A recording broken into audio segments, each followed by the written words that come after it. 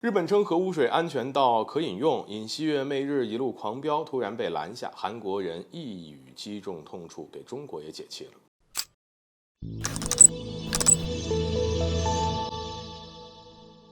各位好，欢迎来到赵太阳观察室。当前，东京电力公司已经将福岛核电站的核污水排海设备向媒体公开了。自4月下旬排放核污水的海底隧道结束挖掘工作后呢，6月末排海的相关工程也将全部完成。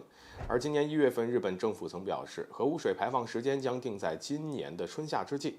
如此，随着时间越来越近，这样当地的渔业从业人员反对的声音也是越发的高涨啊。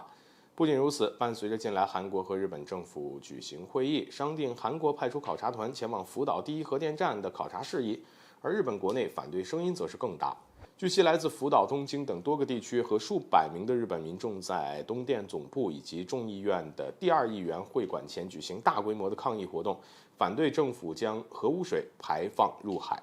而抗议的民众不仅大声呼喊，还拉起了各色的旗帜和横幅大多数也都写着"不要把核污水排入海洋"、"不要污染大家的海洋"以及"保护渔业"等等的标语和口号，甚至有的还向日本首相岸田递交了相关的请求书。可即便是这样，也依然没能改变日本政府的想法。根据消息呢，面对日本民众的抗议，岸田政府反而放出消息，声称核岛的核污染水经过处理后可以饮用。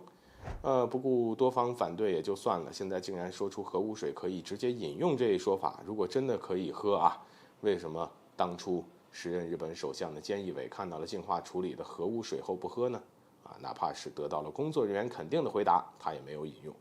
对此，日本媒体还专门发表了一篇报道讽刺表示，如果核污水稀释后真的能饮用，那东京的轻率态度简直令人费解。都能直接喝了，干嘛还要排进海洋？这不是自打嘴巴吗？显然，这是日本政府为了能够让核污水顺利排海找的一个借口。然而，日本是过于愚蠢的，稍微有点脑子的人都知道核污水别说喝了，即便是放在那儿也是有毒有害的。要不然呢，它也不会有那么多的国家，甚至是那么多的人，在得知日本准备把核污水排海后，那么激动那么反对了。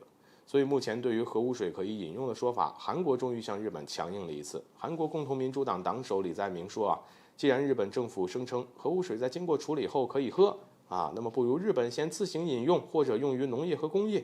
对于日本这一计划以及这一说法，李在明是非常难以接受的。这种投毒行为在他看来呢，对韩国乃至国际社会都是无法接受的。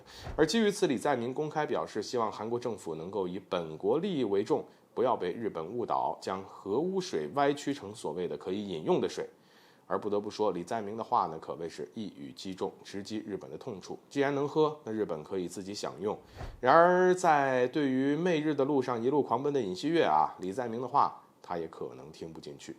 不过没关系，对于中国而言，这些话是很解气的。况且李在明的态度至少证明了韩国是有清醒的人的。此番李在明的强硬也是在变相拦下尹锡悦奔向日本。随着时间的推移，相信拦截尹锡悦的人会越来越多，我们也拭目以待。